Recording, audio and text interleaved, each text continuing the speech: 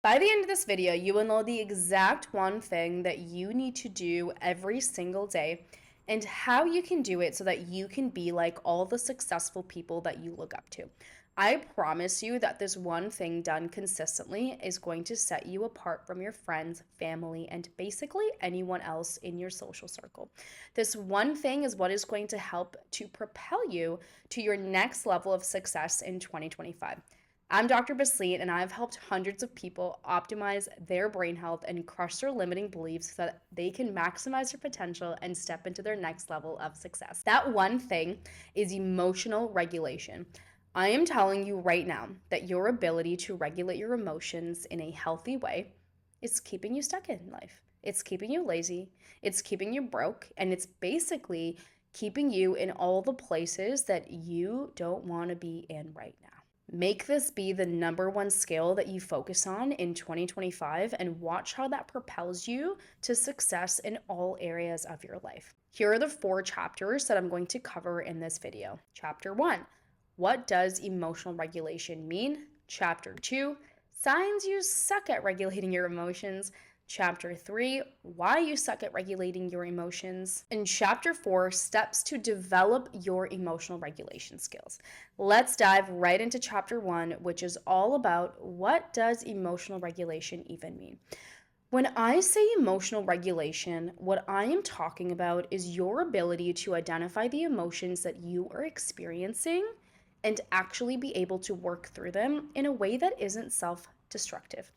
Emotional regulation comes in many different formats and it can look different for each one of us. It's not necessarily about what you do to regulate your emotions, but more so about how this activity strengthens your emotional resilience and capacity to handle your emotions as a whole. I also want to clarify that by no means am I saying that you are now going to have to meditate 10 hours a day so that you are super calm and literally react to nothing in life. No, because ain't nobody got time for that. Super respect monks though. It's not about being this a perfect little human who doesn't ever react to anything.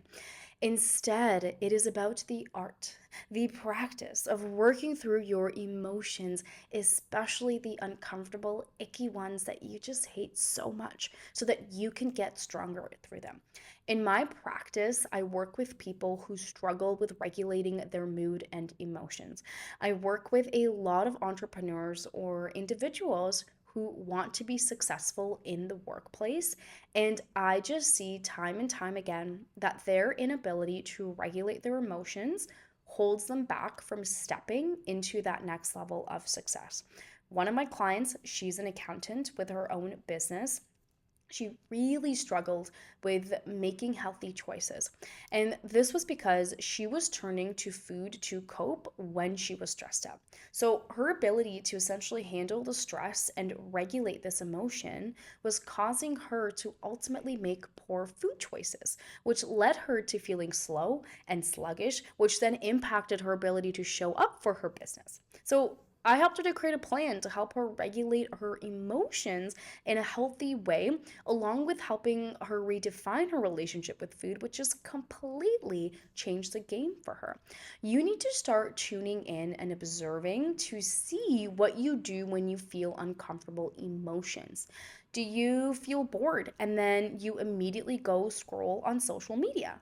Do you feel lonely and then you end up overbooking your weekend? Do you feel stressed and turn to pizza or maybe a glass of wine for support?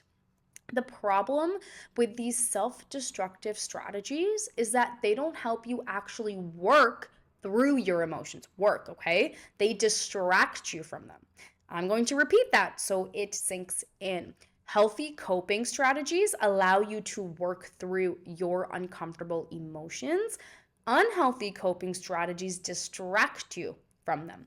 And when you distract yourself from your emotions, you are literally telling your brain that this is too hard for you to face and deal. So let's not face and deal with it at all. This difference is honestly what makes or breaks people, because the truth is that whatever you want to achieve in life is going to come with lots of obstacles, challenges, and roadblocks. And if you can't handle the emotions that come with facing those roadblocks, you are forever going to hold yourself back from that next level of success that you are actually meant to go through. Which now brings us into chapter 2. Let's go through the signs that show you that you suck at regulating your emotions. So, sign number 1, you never have a moment to yourself. Your weekends are just so full of plans, like you literally go from work to personal life, and you just never take a moment to tune in to see how you're actually feeling. So, this used to be me to a T. So, I would fill my entire day up with to dos, and honestly, I still struggle with it sometimes. If I have idle time and I notice uncomfortable emotions coming up, I will feel the need to do something else and fill the gap in with another activity. Number 2, you push your emotions down. So you might notice yourself having the urge to cry or feel your anger building up, but you just push it down and tell yourself that you don't need to feel this way. Number 3, it's hard for you to fall asleep because your thoughts keep you up at night. If you struggle to fall asleep because of your racing thoughts, it's probably because you didn't give yourself any time to process or work through your emotions during the day. If you give yourself time to process your emotions and your thoughts as they come up, then you will have less stuff to process in the evening. Number 4, you have a hard time focusing. You know what emotion is tied to that? Boredom. So many of us struggle with this, probably because our dopamine receptors are just completely shot from all the stimulating social media posts that we scroll through. When we can't work through challenging tasks, it usually goes back to our inability to be able to sit through uncomfortable emotions. As an entrepreneur, during the day, I literally experience so many uncomfortable emotions. The hardest one for me was always feeling lonely. So, what would happen is that I would call a friend or I would distract myself instead of actually sitting through the emotion and continuing my work. And then, you know what would happen? Basically, my entire working day would then just be gone, and I would just be so upset that I didn't get enough work done, but it was basically all my fault. And number 5, you have a hard time expressing what you feel. If you don't know what you're feeling, how are you going to be able to regulate it? Like, take a moment right now and see if you can even name 10 different emotions. A lot of us can't name emotions other than like happiness, other than anger and sadness. Google the emotions wheel and you'll see just how many emotions there are. If you can't express what you feel, it usually means that you haven't taken the time to even tune into what you feel. And this means that you usually haven't been regulating your emotions well. This now brings us to chapter 3, aka why do you suck at regulating your emotions? Well, let's knock out the obvious point first. You weren't taught this stuff in school, okay? Instead, we were like all too busy learning the Pythagorean theorem or had to, calculate the angle of a triangle when it's like stuck upside down in a circle or something dumb that we were basically never going to use again in our life. I know that nowadays schools are getting much better at this and they are working on teaching students important emotional regulation skills, but man, oh man, do we have a long way to go. The other thing that you need to understand is that your brain hates anything that feels hard and unfamiliar. When we haven't practiced sitting through any of our uncomfortable emotions, they will always feel unfamiliar to our brain. So our brain would literally go into danger freak out mode when we experience them. This feels hard and scary for our brain, so we will try to avoid all of this in the first place. And how does it do that? By wanting to distract itself. This is why it feels so much easier to eat a piece of pizza or to go on your phone to scroll or to go make a plan with a friend instead of actually sitting through what's hard. When you do that enough times and reinforce this pathway, you're left without any skills to work through hard emotions. I hope that you're seeing this cycle and really how dangerous it is, especially when it comes to building the life of your dreams. Because We want you to avoid all that and actually be resilient, a resilient human who can face hard emotions. I bring you now to chapter 4, where we are going to be diving into steps to help you actually regulate your emotions.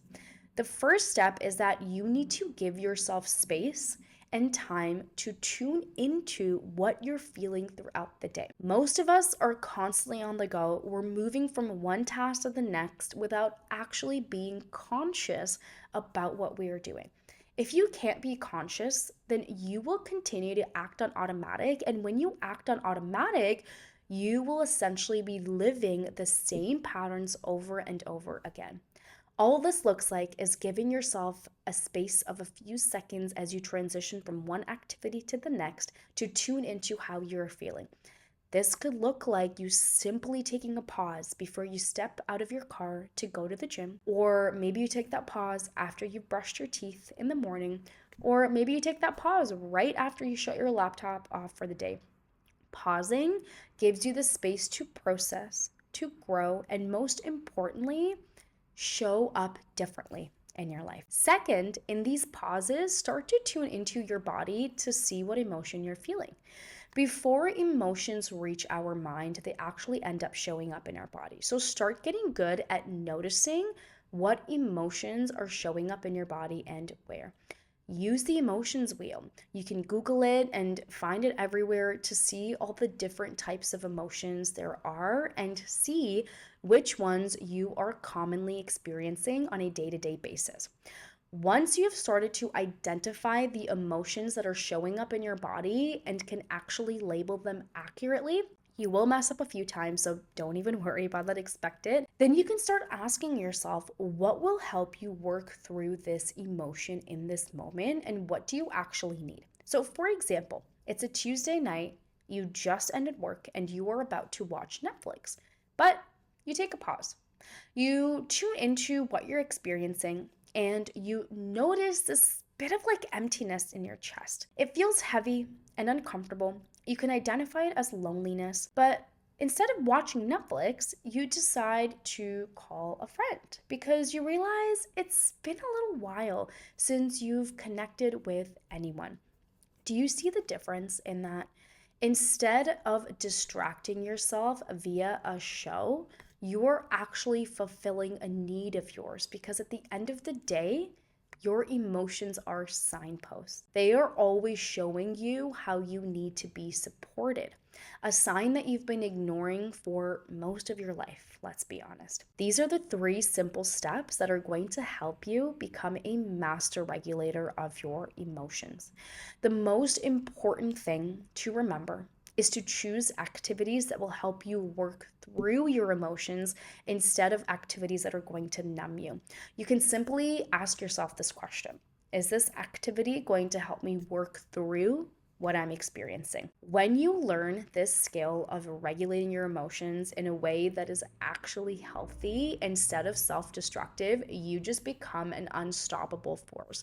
You literally become this superhuman who can go through any challenge you face, because when we face challenges, it comes with the emotions of self-doubt, fear, especially failure, not feeling good enough. And if we can learn how to handle these emotions, we can handle anything. So please, if you're truly serious about maximizing your potential and stepping into this next level of success, don't sleep on this important skill. Learning how to develop it is probably going to be the best thing that you can do for yourself. And if you want support mastering this important skill in your life, I would encourage you book a complimentary 30-minute breakthrough session with me, and we'll go through your plan of optimizing your mind and your body so that you can truly step into your next level of success in 2025.